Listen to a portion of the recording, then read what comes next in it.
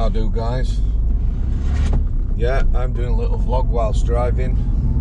Check out Top Gear. Yeah, greatest motor vloggers of all time. So Mental Health Monday, two subjects I'm going to touch on today. One, I'm hoping to interview a guy next week. Homelessness, quite prevalent now, probably going to get a lot worse in the next 12 months after lockdown. I can't even imagine, I've told you before, people before, I've been homeless and I've been starving, not at the same time. It's that feeling of dread and hopelessness. Shocking. So a conversation I had with a friend went something along the lines of, me and you, this is when I lived in Little Alton, Manchester, me and you going to Manchester town centre 10 PM at night, wear what you want, we'll take no money, let's spend 24 hours in Manchester. So he says, what are you on about? I says, let's go and spend 24 hours in Manchester. He says, you're mad, it's freezing.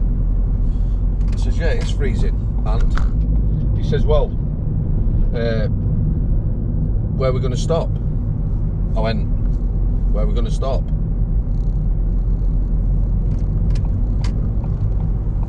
He then says, what we're going to eat. I says, there you go. 3 questions. Where are you going to sleep? It's freezing. What are you going to eat? He got face on. He got proper face on. Spit his dummy out. Hurled abuse. Profanities at me. Told me I was a dickhead. Didn't speak to me for a very long time. All he used to talk about was professional beggars. If you mentioned homeless or it come up, professional beggars, professional beggars. Yeah, there is professional beggars. There's professional beggars. There's nurses who aren't nice. There's bullies in the police, the prison service, the care system. There's teachers who are bullies. Yeah, we know about this. There's politicians who are lies. Who are lies? Who lie. We know all this. The fact of the matter is, a lot of people are homeless. And the hopelessness, you know, no purpose in life, must be horrendous.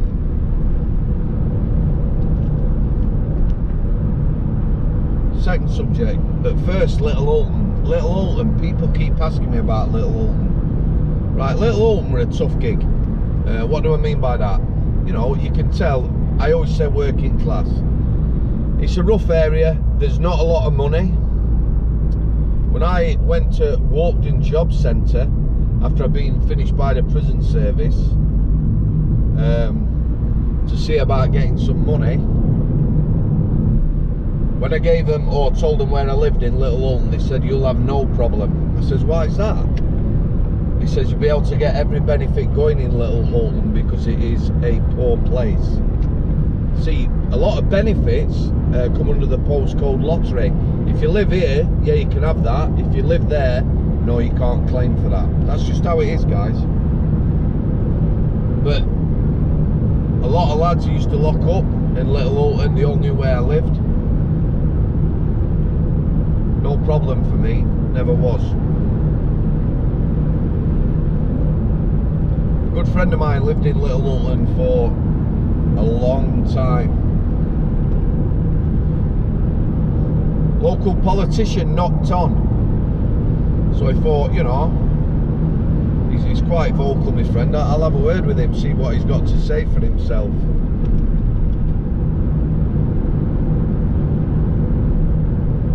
First question, local MP.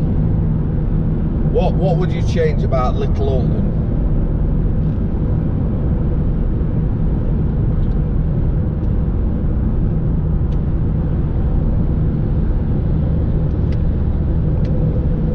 He says the name. The MP looked aghast. He likes Little Alton, however, you mention the name of an area, you know, it gets a bad rap or whatever. So that's what he suggested. change the name. Anyway, we're not talking about Little Hulton. We're going to talk about male domestic violence. By now, hopefully, we'll have posted an interview with an ex-copper. Lovely lad. Met him a few days ago. Domestic violence has ruined his life. The first blow was a telling blow and has left him in constant pain for the rest of his life. He didn't know that at the time, but it has. So you imagine somebody hurting you that bad that he sticks with you for the rest of your life.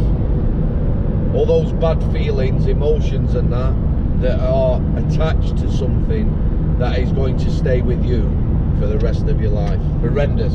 Anyway, another conversation with another friend about male domestic violence. He said to me, is that even a thing? I said, is that even a thing? What do you mean? He said, if any woman did anything to me, I'd punch your lights out. I thought that was a great reply. He says, what do you mean, is it even a thing? He says, men are more powerful than women. He says, yeah. Like I've told you before, I told him about my mate who was a rugby player, 6'7", 18 stone, shredded and ripped. Got a shit kicked out of him 15 years by his missus. He just said he's a soft ass then. I want to take that from no woman. Harsh words. I've heard, or no, my mate, a little 10-minute conversation, the one I've just told you about, the rugby player, male domestic violence. I heard about that. That was a long time ago. The ex-copper, lovely guy. First time I've sat down and had a conversation with somebody. You know, I did get upset. I could clearly see it had affected his life. Domestic violence of any sort, why do we split it into male and female? You know, why is there things, support that females can get and not males? And before anyone says anything, there's plenty of lasses I am talking to now, plenty, you know, trying to support or whatever, who are in bad situations. I can understand refuges and the like, separate male and female, but nobody seems to talk about male domestic violence. I'm going to leave it at that, guys. Hopefully some of you will go and watch Sunday's chat with the ex-copper. Lovely man.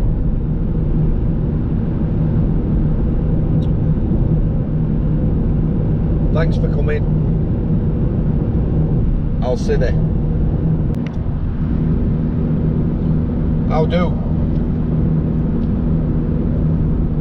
Still on my journey. Just thinking about homelessness and male domestic violence from my two friends' point of view. That is what people are up against, guys. Wow. So Paul the copper, ex-copper, yeah, that's played on my mind a bit. You know, really nice guy. His missus were lovely. Still sees his kids. His ex-missus is supporting and probably saved his life. I don't know, guys.